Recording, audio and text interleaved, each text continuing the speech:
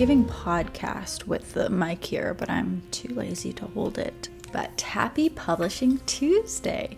I've been looking forward to this day all year because my most anticipated release has come out, which is The Enchanted Greenhouse by Sarah Beth Durst. And a number of other books that I was looking forward to came out today, although one that was supposed to come out today got pushed back because I'm not sure. I was trying to do some investigations on the author's Instagram, but it wasn't really clear. It seems like the book got picked up by a publisher, and so that's why it got pushed back.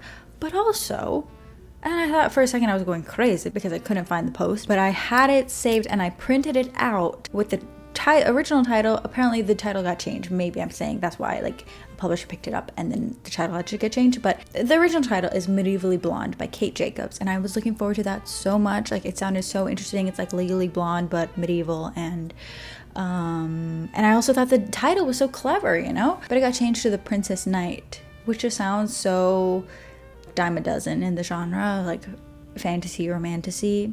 Medievally Blonde was so unique to me, and the cover is so beautiful. But you know what, good for the author, although I will be more judgmental with the book when I finally get my hands on it, just because that always happens to me when I'm looking forward to a book and the publishing date gets pushed back. I'm like, okay, this better be freaking good now. No excuses. One less book to read this week, sadly, but like I said, The Enchanted Greenhouse, so excited, just started it. I had wanted to start it earlier, but many things going on, but now for the afternoon I'm locking in. The other book that I've been really looking forward to is A Witch's Guide to Magical Innkeeping by Sangu Mandana. She wrote, gosh, if I only knew what the name of that book was. It's just so long. A Very Secret Society of Irregular Witches. I don't know why that is so hard to stick in my brain. I really enjoyed that one whenever I read it a while ago and was looking forward to this one coming out. I think this as well had a different publishing date, unless I got it wrong, unless I wrote it down wrong, but I don't think I did. And then the month that it was coming out, I double checked and turns out it was coming out in July instead. So anyways, came out today, looking forward to it. I liked the Society of Irregular Witches, but I don't love children in books. No thanks. I'm good. But nonetheless, I did enjoy it. I think I gave it a 4 stars. Fantasy, romance, cozy, witches, fiction, cozy fantasy. So sounds good to me. Other books that I'm interested in that came out today but are not like top priority. Bewitching by Sylvia Grace Moreno. I like Sylvia Grace Moreno's one book, really. I've only finished one book by her. I tried to read Mexican Gothic, but it was just like, maybe it wasn't the right time when I was reading it. But I loved Gods of Jade and Shadow. It resounded a lot with me, you know, representation, and it just always feels special when you see yourself or your culture in a book. Very fun. Not sure what The Bewitching is about, but I did get an advanced listener copy of it, although I never got around to reading it before it came out because it came out today and I haven't read it yet. In the Veins of the Drowning by Kaylee Cassidy. This seemed like a lot of people were looking forward to it, and I just read a brief description of it. I cannot remember what it's about, but I think it sounded interesting. And One Yellow Eye by Lee Radford. This is a zombie book, I believe. Yes, this heart-rending spin on the zombie mythos. A brilliant scientist desperately searches for a cure after a devastating epidemic while also hiding a monumental secret, her undead husband. Sounds good to me. Horror science fiction. So those are books that I'm looking forward to, and that's kind of the TBR for this week. Very exciting stuff. So that's what I'm going to be reading. I think I might go to the bookstore tomorrow because I did pre-order The Spell Shop, but I accidentally sent that to my old address in New York. So we'll just have to go to a bookstore. You know, my hands are tied. I have to go to a bookstore. I have to spend my money on more books. Duh. And there's also a buy one get one 50% off sale of romance paperbacks, so I'm gonna go see if I'm interested in anything that they have. And I also like to go to bookstores after publishing day because sometimes books that I would be interested in slipped by me. Since I'll be listening to most of these books, maybe I'll get some physical books tomorrow or the day after. We'll see what I actually do purchase, but I need things to do with my hands and eyes, so I'm finally going to get back to work on this freaking baby blanket you're probably so tired of hearing me talk about. I have not crocheted a single stitch in months, so I've been brushing up on my crocheting techniques using Craftsy, who is the sponsor of this portion of the video. Thank you so much. Craftsy is an online resource for all things creatives in categories like crochet, knitting, cooking, baking, woodworking, etc., etc. You can go on there and explore explore all the different topics. As I said, I've been watching some crochet classes to brush up on my technique, like Stitch Mastery, which is from the craftsy editors. It is so good for learning stitches or even finding new ones like I've never heard of before. I am guilty of being a creature of habit and only using a half double crochet. Girl, branch out. There are so many cool stitches, and I love that there are so many different ones on that class, and they also show the left-handed, although I don't need that. But they have so many that I never heard of, and so I was watching through that and I got so excited for new projects. But no, we have to focus on the baby blanket. But I feel like we're all feeling fall is coming up. It's imminent. We need to start on our yarn project so that we can actually use them in the fall. So I've been exploring different classes to get inspiration for upcoming projects, but I've also been watching some of Mary Beth Temple's classes on knitting to get a gauge or to prepare myself to try knitting for the first time this fall. There are like so many projects I would love to try, so I've been watching some of the classes to get more acquainted with the terminology and all of that stuff, which there are classes for beginners to more advanced. Craftsy's classes are taught by experts through instructional videos. These professionals walk you through each technique with step-by-step demonstrations, providing their expert tips and tricks. As a member, you'll have access to Craftsy live streaming tutorials where those expert instructors share their tips, answer questions, engage with the Craftsy community in real time. To check out Craftsy, the first 1,000 people to click the link in the description, or if you'd rather scan the QR code on the screen, you can get a full year of premium membership for only $1.49, valid for new members only. So thank you so much to Craftsy for sponsoring this portion of the video. Now let us get to some reading while I get some work done, and then later this evening we can relax and crochet. We need to get the blanket done.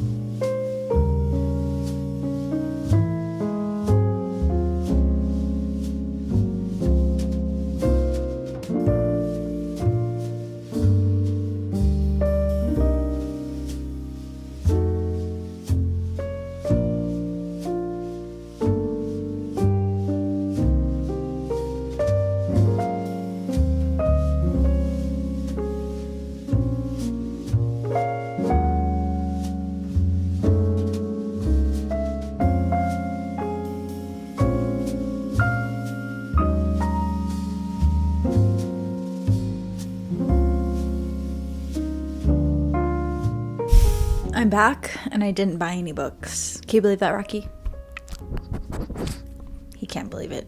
I mean, I bought baby books, but and I only got one Halloween thing. I'm being so good and frugal recently.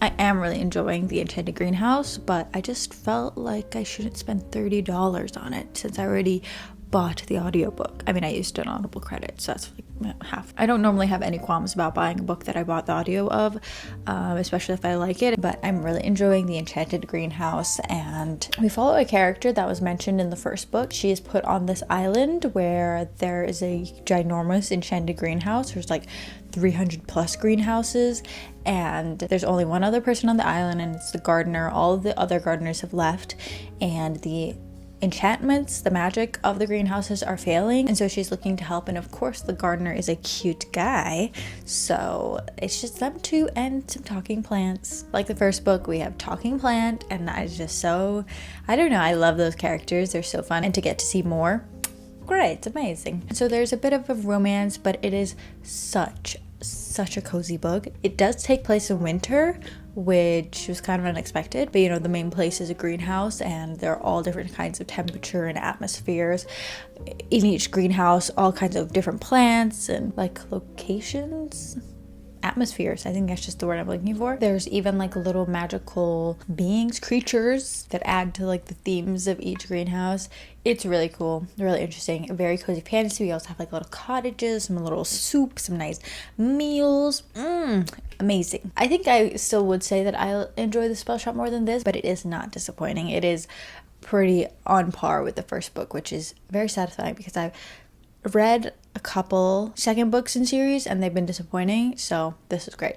So I'm going to continue this and have a nice little cozy time. I'm like 2/3 the way through. I have 2 hours left of the audiobook, and then I'm going to keep the cozy vibes going with Witch's Guide to Magical Innkeeping.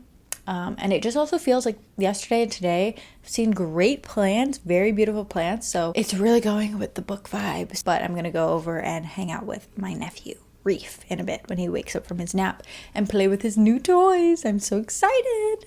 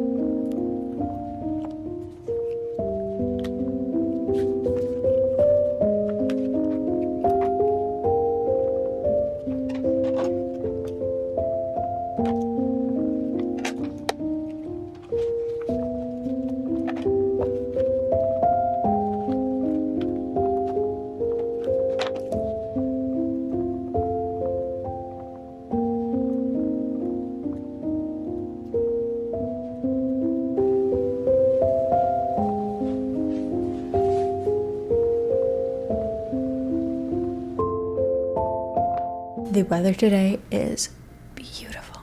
So dark and gloomy and drizzly, and I guess it rained when I was sleeping. It was supposed to rain last night and thunder, and that didn't happen.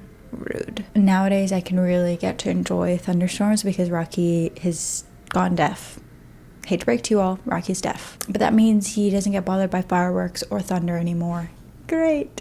At long last, he can have some peace. Anyways, I'm gonna go with my sister today to her work because I want to take her car and then go to Michael's. I have a few things that I need to pick up for the shop for Michael's, and they're not really any close near where I am right here. I also really love miniatures. I love anything very small and minuscule. Like, it's so chokehold, you know?